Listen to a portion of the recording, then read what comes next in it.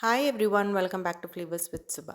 இன்றைக்கி ரெசிபி நான் மோர் குழம்பு தான் செஞ்சு காமிக்க போகிறேன். யூஸ்வலாக நம்ம மோர் குழம்பு பண்ணுறதா இருந்தால் பூசணிக்காய், வெண்டைக்காய் இல்லைன்னா சின்ன வெங்காயம் இந்த மாதிரி ஏதாவது காய்கறி போட்டு தான் செய்வோம். நான் இன்றைக்கி வடை போட்டு மோர் குழம்பு பண்ண போகிறேன். செம்ம டேஸ்டியாக இருக்கும்.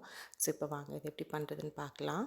இப்போ ஃபஸ்ட்டு இந்த மோர் குழம்பு பண்ணுறதுக்கு ஒரு தேங்காய் விழுத அரைச்சிக்கலாம். அதுக்கு நான் இங்கே ஒரு மிக்ஸி ஜாரில் கொஞ்சமாக சீரகம் எடுத்திருக்கேன். அது கூட கொஞ்சமாக இஞ்சி, பச்சை மிளகா, இது கூட நான் கொஞ்சமாக துவரம் பருப்பு, அதுக்கப்புறம் பச்சரிசி இது ரெண்டுத்தையும் ஒரு அரை மணி நேரமாக தண்ணியில் ஊற வச்சுருக்கேன். இதையும் சேர்த்துக்கோங்க. இது கூட நல்லா துருவின தேங்காய் ஒரு அரை கப் அளவுக்கு தேங்காய் இதில் சேர்த்துக்கோங்க. இது எல்லாத்தையும் சேர்த்துட்டு நல்லா நைஸாக பேஸ்ட் மாதிரி அரைச்சி எடுத்துக்கோங்க.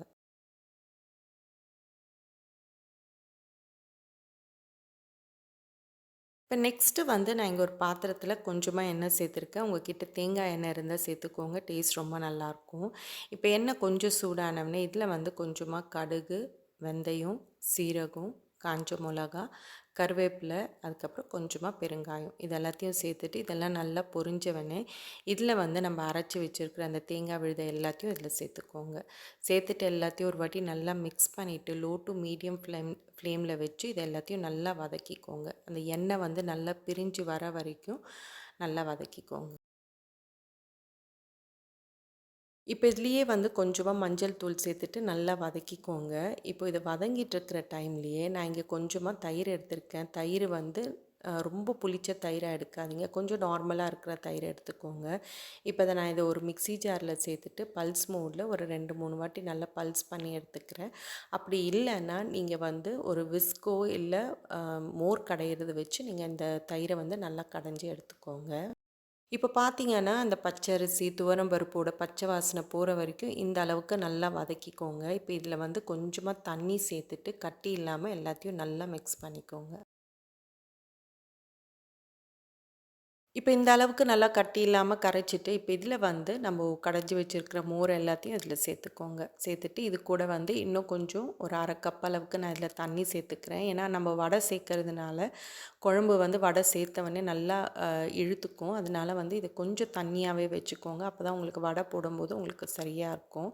இப்போ இந்த மோர் குழம்புக்கு தேவையான அளவுக்கு உப்பையும் எல்லாத்தையும் சேர்த்துட்டு நல்லா மிக்ஸ் பண்ணிவிட்டு லோ டு மீடியம் ஃப்ளேமில் வச்சு லைட்டாக ஒரு கொதி வர வரைக்கும் குக் பண்ணிக்கணும்.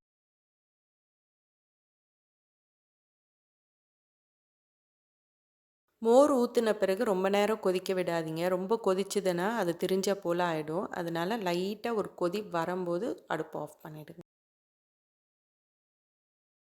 இப்போ மோர் குழம்பு ரெடி ஆகிடுச்சு. இப்போ நெக்ஸ்ட்டு மோர் குழம்புல போடுறதுக்கு நம்ம உளுந்து வடையை ரெடி பண்ணிக்கலாம். அதுக்கு நான் இங்கே ஒரு கப் அளவுக்கு உளுந்த 2-3 வாட்டி நல்லா அலசிட்டு தண்ணியில் ஒரு மணி நேரத்துக்கு நல்லா ஊற வச்சுருக்கேன்.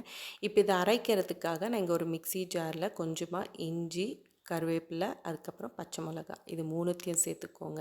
இது 3த்தையும் சேர்த்துட்டு இதை அரைக்கிறதுக்காக கொஞ்சமாக உளுந்தையும் அது கூடயே சேர்த்துட்டு ஃபஸ்ட்டு நல்லா நைஸாக பேஸ்ட் மாதிரி அரைச்சிக்கோங்க. அதுக்கப்புறம் மிச்சம் இருக்கிற உளுந்தெல்லாம் தண்ணி எல்லாத்தையும் ஃபில்டர் பண்ணிவிட்டு உளுந்தை மாத்திரம் சேர்த்து நல்லா எல்லாத்தையும் நல்லா நைஸாக பேஸ்ட் மாதிரி அரைச்சி எடுத்துக்கோங்க.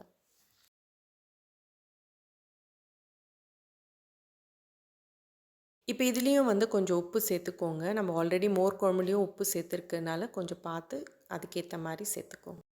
இப்போ எல்லாத்தையும் நல்லா அரைச்சி கொண்டு வந்திருக்கேன். இந்த அளவுக்கு நல்லா நைஸாக அரைச்சிக்கோங்க. இப்போ இதை வேறு ஒரு பாத்திரத்துக்கு மாற்றிக்கலாம்.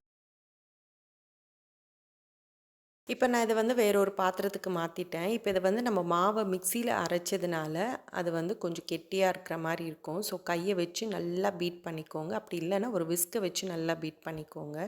இதுவே நீங்கள் கிரைண்டரில் அரைக்கிறதா இருந்தால் இந்த மாதிரி எதுவும் பண்ண தேவையில்ல. ஸோ இப்போ இதை ஒரு 5-6 நிமிஷத்துக்கு கையை வச்சு நல்லா விஸ்க் பண்ணிக்கோங்க. அது நல்லா புசு புசுன்னு நல்லா ஃப்ளஃபியாக வர வரைக்கும் நல்லா பீட் பண்ணிக்கோங்க. இப்போ ஒரு 5-6 நிமிஷமாக நல்லா மிக்ஸ் பண்ணிகிட்ருக்கேன். இப்போ உங்களுக்கு பார்த்தாவே தெரியும் மாவு நல்லா புசு புசு நல்லா ஃப்ளஃபியாக வந்திருக்கும். இந்த அளவுக்கு நல்லா மிக்ஸ் பண்ணிவிட்டு இப்போ இதில் கொஞ்சமாக கருவேப்பிலை, அதுக்கப்புறம் நல்லா பொடிசாக நறுக்கின வெங்காயம் சேர்த்துக்கோங்க. மோர் குழம்புல போடுற வடைக்கு வெங்காயம் அதிகமாக சேர்க்காதீங்க, கொஞ்சமாக சேர்த்துக்கோங்க. அது கூடவே கொஞ்சமாக பெருங்காயமும் சேர்த்துட்டு எல்லாத்தையும் ஒரு வாட்டி மறுபடியும் ஒரு நிமிஷத்துக்கு நல்லா மிக்ஸ் பண்ணிக்கோங்க.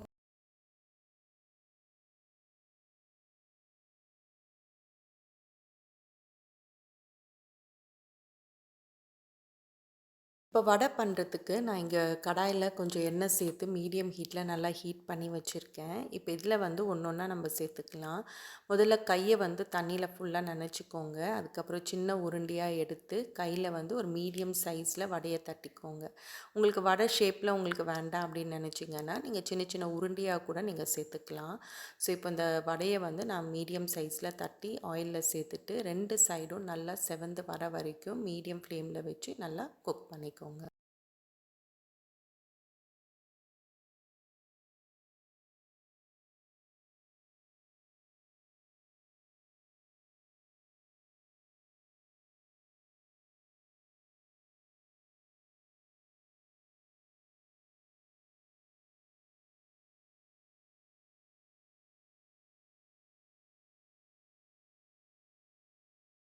இந்த அளவுக்கு வந்து நல்லா செவந்தவொன்னே 2 சைடும் நல்லா செவந்தவொன்னே எண்ணெய்லாம் வந்து நல்லா வடிகட்டிட்டு இதை அப்படியே எடுத்து மோர் குழம்புல சேர்த்துக்கோங்க. இப்போ மோர் குழம்புல வடை சேர்க்கும்போது எப்போவுமே குழம்புக்கு ஏற்ற மாதிரி வடை சேர்த்துக்கோங்க. ரொம்ப அதிகமாக சேர்த்துட்டிங்கன்னா வடை வந்து குழம்பை ஃபுல்லாக அப்சர்வ் பண்ணிவிடும். அப்புறம் உங்களுக்கு சாப்பிடும்போது குழம்பு இருக்காது.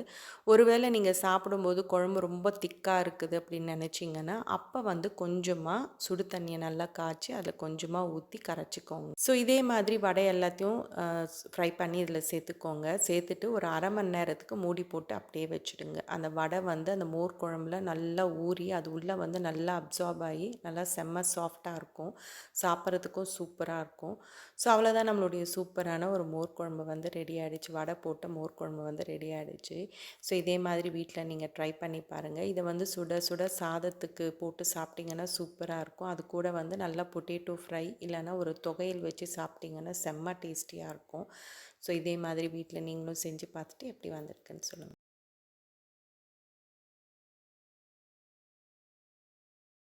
ஸோ இதோட இந்த வீடியோ முடியுது. நெக்ஸ்ட் வேறு ஒரு இன்ட்ரெஸ்டிங்கான வீடியோவோட உங்களை பார்க்குறேன். தேங்க்யூ.